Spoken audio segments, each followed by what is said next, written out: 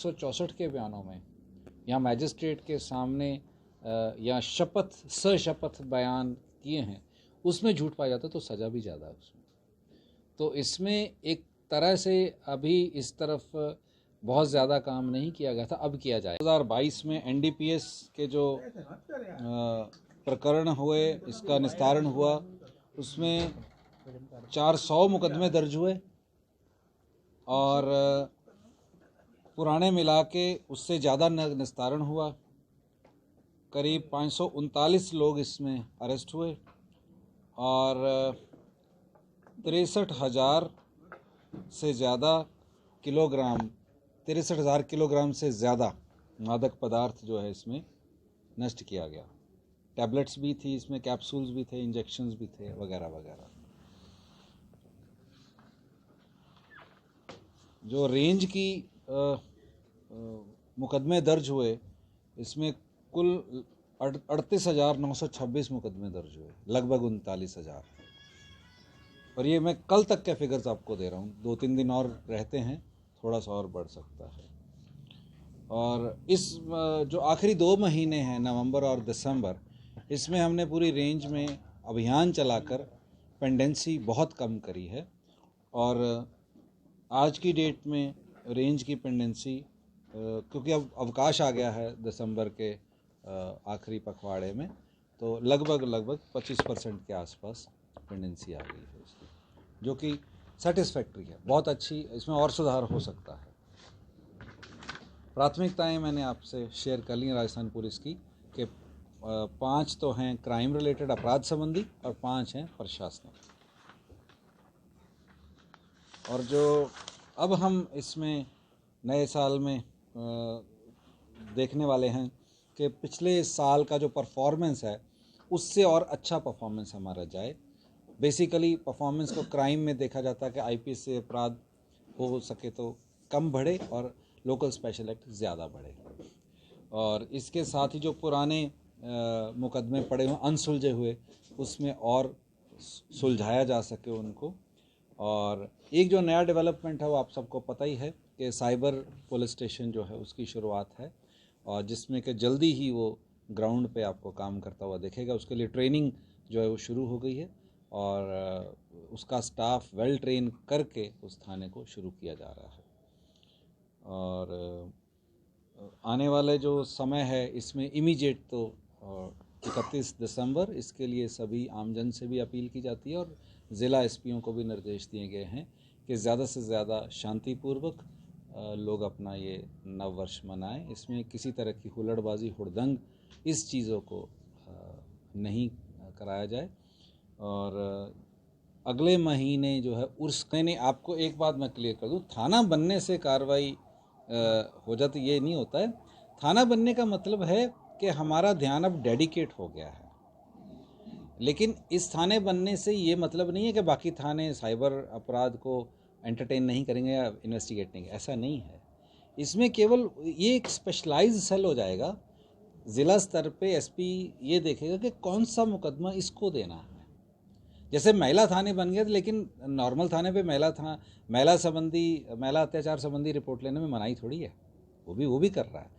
लेकिन स्पेशलाइज्ड एक थाना बनने का मतलब है कि हमारा फोकस उस पर हो गया है। सो इसका 2 तरीके इसका तोड़ है। एक जागरूकता है, नंबर 1। नंबर 2, उसके ऊपर त्वरित एक्शन है। अभी जैसे हम एग्जाम्पल में जो फाइनेंशियल फ्रॉड्स हैं, आपको किसी तरीके प्रलोभन देके या डरा धमका के आपका पैसा ऑनलाइन ट्रांसफ़र करा लिया, अभी उसका एक हेल्पलाइन बन चुका है 1930, लेकिन उसकी पब्लिसिटी कम है, आम लोग को पता नहीं है। जैसे किसी के साथ फ्रॉड होता है, अमूमन एक और तरीका है, लोग देखते ही नहीं कि मेरा पैसा कब गया, वो जैसे उसको थोड़े दिन बाद पता चलता है तब जाके उसको समझ आती है। और एक जनरल टेंडेंसी है कि वो सीधा थाने भागता है। वो जागरूकता इस चीज़ को फैलाने की कि जैसे ही आपको पता चले तुरंत 1930 के ऊपर ऑनलाइन एक आप जनरेट कर दीजिए अपनी कंप्लेंट। क्योंकि होता क्या है, रादर इसमें मीडिया अच्छा रोल प्ले कर सकता है अगर पब्लिक अवेयरनेस चलाए। ये एक मेरा खाता है, दूसरे इसके खाते को पैसे जाना, बीच में एक गेटवे है या थर्ड एजेंसी है। जैसे आपने भी देखा होगा जब ऑनलाइन पे करते तो बहुत सारे आपको चैनल मिलते हैं कि किस पे करना है, वो थर्ड एजेंसी होती है। तो इस बैंक से, आपके बैंक से पैसा उस एजेंसी को जाता है, वो डिलीवरी का काम, ट्रांसपोर्ट मान लीजिए उसको, वो ट्रांसपोर्ट है, आपका पैसा उधर तक पहुंचाएगी। तो जब ऑनलाइन फ्रॉड होता है तो ये थर्ड एजेंसी बीच में होती है, चाहे गेटवे होता है, चाहे कोई ये एक कंपनी है। तो ये अगर हम ऑनलाइन फटाफट अपनी कंप्लेंट रजिस्टर करते हैं तो बहुत बार इन गेटवेज को टाइम लगता है पैसा पहुंचाने में। एक तो इनका भी ट्रैफिक होता है और दूसरा कुछ इनबिल्ट डिलेज होती हैं, प्रोसेस होता है कि इसलिए आपने कई बार आपने भी देखा होगा कोई बंदा आपके खाते में पैसे जमा कराता है, आपको मैसेज भेज देता है, लेकिन आपके खाते में पैसे आए नहीं होते, वो कई बार आधा दिन, 2 घंटे, 3 घंटे, 4 घंटे लेते हैं, आ जाते हैं। तो वो बीच का डिले टाइम होता है। एंड जो अवेयर कस्टमर है, अवेयर क्लाइंट है, अगर उसको पता चला कि मेरे साथ फ्रॉड हुआ है, वो तुरंत उसको एक्टिवेट करता है अपनी कंप्लेंट को। कई बार तो पैसा वहीं से मिल जाता है, वो आगे जाता ही नहीं है। और कई बार उनको लेके आना आसान होता है। दिक्कत तब आती है जब बहुत देर हो चुकी होती है। ये एक नया ट्रेंड है, अपने को ये मानना पड़ेगा कि ये एक नया ट्रेंड है। नंबर 2, इसके लिए प्रॉपर इंफ्रास्ट्रक्चर अभी नहीं है।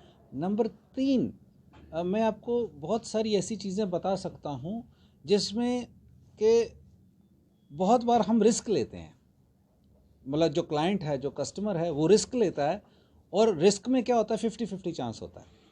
50% चांस है उसके साथ धोखा होगा, 50% नहीं। तो नेचुरली वो जितने भी लोग उस गेम को प्ले करेंगे 50% तो धोखे में आएंगे। तो क्योंकि एक नया ट्रेंड है, रिपोर्टिंग में डिले हो रही है, और जो हमारा इन्वेस्टिगेटिव इंफ्रास्ट्रक्चर है अभी उस लेवल का नहीं कि हम तुरंत लेके आएँ। हाँ, ये बात सही है, अगर हम प्रॉपर चैनल को रजिस्टर करते हैं, प्रॉपर वे में इसको कोऑपरेट करते हैं, तो ज़्यादा चांसेस है कि ये वापस आता है। खाली पैसा नहीं, ऑनलाइन ठगियाँ बहुत तरीके की हैं। अभी मेरे पास एक ऐसी कंप्लेंट आई कि किसी व्यक्ति ने ऑनलाइन ज्योतिषी को कंसल्ट किया। ज्योतिष भी एक दुकानदारी है, तो उसमें ऑनलाइन उसका था, और जिसको चाहिए था उसने कर लिया कांटेक्ट, और ज्योतिषी ने उसको मतलब प्रॉपर फीस लेके उसको अपनी कंसल्टेशन दी। लेकिन चक्कर क्या पड़ गया कि उसने ड्यूरिंग कंसल्टेशन उसकी कुछ फ़ोटोज़ मांग ली, उसने दे दी। उसने कहा तेरा मस्तिष्क पढ़ूंगा, तेरा हाथ पढ़ूंगा मैं, तेरा पाँव पढ़ूँ, जो भी उसने कहा, तो दे दी।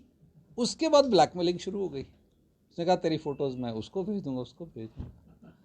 तो ना इस ठगी का अंत कुछ नहीं है। वो तो कस्टमर को, क्लाइंट को ध्यान रखना है, और एक इस टेंडेंसी को अपने को ध्यान रखना है। रादर मेरी सभी से अपील है कि आपका जो प्राइवेट सामान है ना, आपकी फ़ोटोज़ को प्राइवेट मानता हूँ मैं, वो हर एक को ओपन मीडिया पे मत दीजिए। आप कहीं गए छुट्टी मनाने अपने परिवार के साथ, आपने फ़ोटोग्राफी करी, वो आपके घर वालों को तो भेजिए, दोस्तों को भेजिए। आप सोशल मीडिया पे खुला डाल दिया आपने, हाँ, तो उसमें दुनिया में आपके दुश्मन भी घूम रहे हैं। तो अब बहुत सारी कई कुछ है, इसका फॉलोआउट तो उसके दिमाग का है फिर। तो मेरी ये अपील है सभी से कि जितनी हमको इंटरनेट की दुनिया से फ़ायदे मिलते हैं, जितनी छूट मिलती है, ये आपके फ़ायदे के लिए, एंजॉय करने के लिए, रिस्क डालने के लिए नहीं है। आप जो बेलगाम दौड़ा रहे हैं इस चीज़ को, ये रिस्क पैदा कर रहे हैं। आपके सामने एग्जाम्पल्स हैं।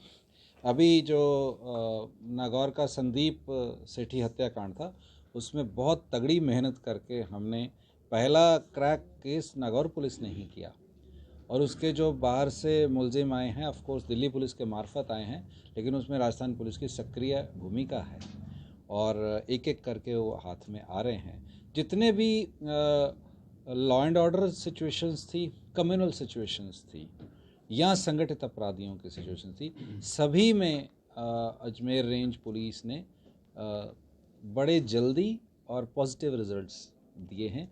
जहां मामले अभी पेंडिंग हैं उसमें भी उसको क्रैक कर लिया गया है। मान लीजिए कोई क्रिमिनल बाहर भाग गया है, तो उसको दूसरे देश से लाना है या कहीं और छुप गया है, उतनी देरी ज़रूर हो सकती है, पर उसको क्रैक करने में देरी नहीं।